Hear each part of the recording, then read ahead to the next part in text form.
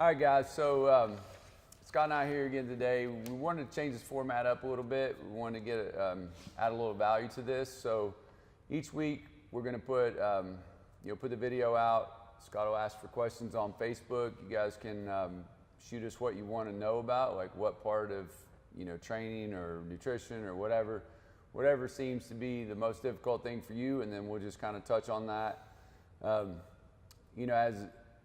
As a gym, we want peak health and fitness for you. We want longevity, and we struggle at times to figure out how to get that out. Sometimes that requires hard conversations, but we also want it to be fun and light. But we want people to have the right mindset when they come in the gym, because your mindset, if you have correct expectations when you start, you're never disappointed, you're never let down. If you think this journey is going to be something that it isn't, or if you think that the end result, you're going to get to point A and then all of a sudden this is all over with, and then when you get there you realize there's no pot of gold at the end of the rainbow or whatever, and so you get down and you can have bad days in the gym. So we're just going to start with a couple of quick questions. So A, how are you prioritizing fitness? And B, have you made the connection between being functional at the gym and kind of what happens in your life? And then we'll try to keep it short and sweet today, give you some food for thought, and then get your questions later. Yeah. Sound good? So how are you prioritizing your fitness? Where does this fall into your hierarchy of events? Like, what do you see that as? For me, so, coaching in the evening, I have to get up and train in the morning. And I know my day's not going to go great if I don't get up and actually train. So priority one is I have to wake up at a certain time and go in and train. Now, the other thing is I've been in CrossFit for years and years. I've had ups and downs. Right now, I'm really trying to watch my nutrition and track certain things. And so my priority is kind of on the nutrition aspect of it. So I don't feel like right now I have to PR everything. I've been in CrossFit for 8 years. I've done weightlifting and everything. My goal is that I stay consistent overall. So I'm keeping everything. If I can hit 90%, whether it's in a Metcon, 90% of my time, or reps for a benchmark workout, like we just did Fight Gone Bad, or 90% on weightlifting or what I'm squatting, that's me staying consistent, and I'm probably actually improving a little bit. But I'm not at the point where I'm going to PR constantly, because I'm not doing weightlifting and stuff like that. And so setting those as my goals, just maintaining and then peaking every once in a while is really how I prioritize that. I'm kind of glad you brought that 90%. We've already discussed doing an entire video on the 90%, but I do want to give a little quick, what that 90% is about. A lot of cycles, people do their numbers. They, you got heavy metal on, there's 20 people in the gym, and you hit your 5-rep back squat, and so that number's 200. Anytime you base your regular training, if you're trying to gauge where you're at, you should be able to hit 90% of those numbers, because if you only go on the ones where you've had 2 scoops of pre-workout and, everything fell into place, those are your peak moments. And we don't just measure peaks. If we only measure peaks, you could have extreme valleys, and then we're not even bringing that into the equation. What we're looking for is that smooth, slow, steady. If I can hit 90% in the middle of repairing, my nutrition or whatever I'm doing, and I'm still at those numbers, that's actually a big win, because the forces of life are literally dragging you down. If you're even maintaining your level of fitness, you're winning in this lifestyle. So I think it's important people understand where that 90 comes from, and look for a nice solid blog post or another video just about 90%, because it goes way deeper than that. Yeah. So how are you prioritizing your fitness? So for me, definitely had ups and downs. I've been doing CrossFit for 12 years. Actually used squatting in CrossFit to, kind of take care of some other health issues, knees, elbows, problems like that. And, I've gone through phases, weightlifting, powerlifting, you name it. And as I've gotten older, I always laugh I was the guinea pig when I first started this thing. I didn't know what scaling was, didn't know all these things. And so what I have now to bring to the table is perspective. And where I'm at now is I'm 47 years old. I literally still PR things, on a regular basis. It's not going to be my 1-rep back max squat, 1 rep max back squat.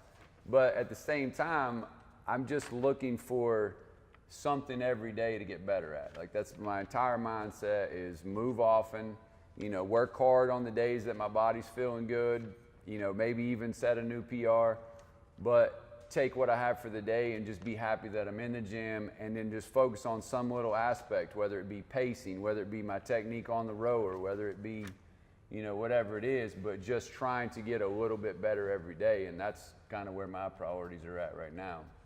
Yeah, and I think for a lot of us, I mean, Johnny's 47, I'm 30, and like we've talked about prioritizing the longevity of this, and like, he said just moving every day, and I was talking about being able to get down on the ground and get back up, and that's a priority for me, like as we get older and everything. And like Johnny's talked in other videos about doing his, sink squats and sink push-ups in the morning, just knowing that he can move. And so that's another, I think, priority as well, prioritizing the fitness, is just being able to move around the world. Like, I know I can go drop my truck off at Pep Boys to get an oil change, and I can walk back to the gym. Like, I don't have to worry about it, but I know there are plenty of people in my own family and in my life who, like, they would need to get a ride back, or they would just stay there the whole time. And it's, maybe a half a mile even. And it just doesn't faze me, so. Yeah, I think it's important, like, so everybody wants the gym to be fun, and we definitely want to be fun. We want it to be as loud and exciting and as, whatever it is, but at the same time, we do a lot of things that are, boring, and, we don't want to, you don't want to come to the gym when you're feeling good and then think about, staying out of the nursing home. Like that doesn't, you don't want that to be necessarily right here, right now, but that has to always be in the back of your head, because that's what guides your decisions. Like, we talk a lot about should versus could. I could go RX on this workout, but should I go RX on this workout? And if, the answer is sometimes absolutely. Absolutely. Sometimes just jump in the fight, get your ass whooped, do what you go, but not at the cost of bad movement patterns, tearing up something, those. If you're getting your butt whooped from this is just really kicking my butt from a cardio standpoint, that's one thing. If your movement patterns are not ready to support those loads, then the answer is should not should, and that's the mindset that we're trying to develop. It's sort of where we're headed with this. And then the second part of our question, did you have anything else to say about that before I move on? No, I was thinking that this is actually getting beyond like the whiteboard and beyond our actual physical training, what we feel just in the gym, going on to our next question. So yeah, you can go ahead. So the next question is, have you made the connection between being functional at your home and work with your prowess at the gym, and then how it affects your relationships, and just being generally prepared for life? Like, what spurred that question for me was I see people get frustrated, with their performance in the gym, because, so I'm going to backtrack really fast. If you ever looked at the pyramid of a perfect athlete, the very top of the pyramid is sport. And so you could replace sport with challenge. It doesn't have to be, you don't have to go take up football in your 50s, but you got to get out and you got to do things, go chop wood, go on a hike with your grandkids, or if you, pick up a mountain bike, do things that allow you to see all of your hard work come to fruition. If the only time you ever test is when we do Fran in the gym, and then you don't PR Fran, now you're pissed and you feel like it's not working or whatever. That's why it's so important to, one, get out there and do things so that you can make that connection between what we do at the gym and your life. Yeah. And I know me personally, and I've heard other athletes say this. I actually had a conversation with an athlete today about this.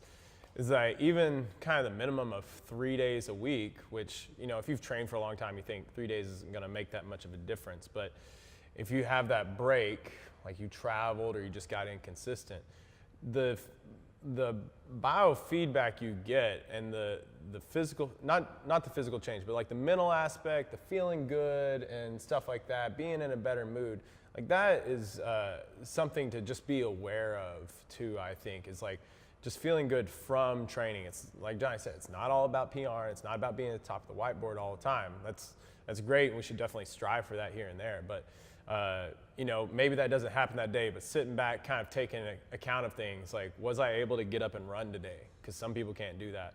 Or, you know, am I in a better mood? Am I just moving better? Like, I don't feel stiff because I got in and I moved and worked things out and stuff like that. Making those associations kind of helps if you are kind of at a plateau or a sticking point, I think, to keep on going after it.